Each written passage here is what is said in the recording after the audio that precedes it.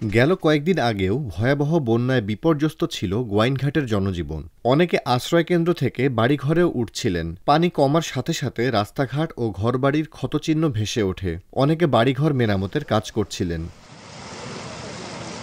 সেই ধকল কাটিয়ে উঠতে না উঠতেই উপজেলায় আবারও পানি উঠতে শুরু করেছে।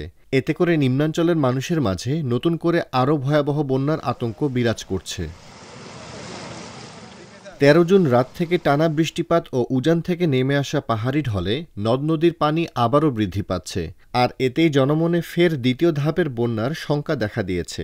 গত কয়েকদিনের অব্যাহত যে ভারী বর্ষণ, এর পাশাপাশি ভারত থেকে নেমে আসা পাহাড়ি ঢল, সেই পাহাড়ি ঢলে আবারও আকস্মিক বন্যা পরিস্থিতির উদ্ভব হয়েছে।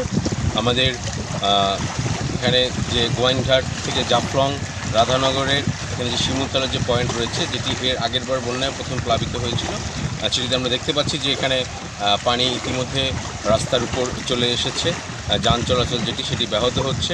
এখানে আমাদের যে 3টি নদীর যে পয়েন্ট রয়েছে, জাফলং, ডাউকি, পিয়াইন নদীর পয়েন্ট, সারি নদীর পয়েন্ট এবং এর পাশাপাশি গোয়াইনঘাটে গোয়াইন নদীর পয়েন্ট, 3টি নদীতেই পানি প্রায় বিপদসীমার কাছাকাছি চলে এসেছে।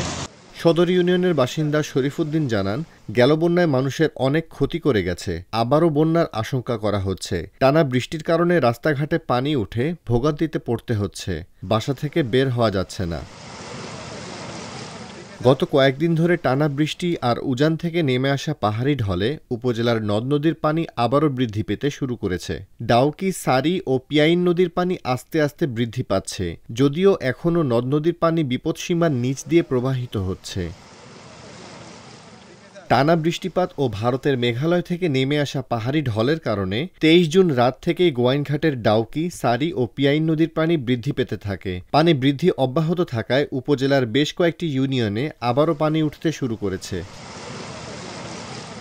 সারি গোয়াইন, সালুটিকর গোয়াইন রাস্তায় পানি উঠে উপজেলা সদরের সঙ্গে যোগাযোগ ব্যবস্থায় কিছুটা ভোগান্তি পোহাতে হচ্ছে।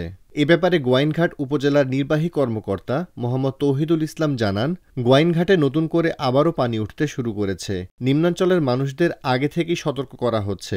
এছাড়া নদীপথে চলাচল করতেও সবাইকে অনুরোধ করা হচ্ছে।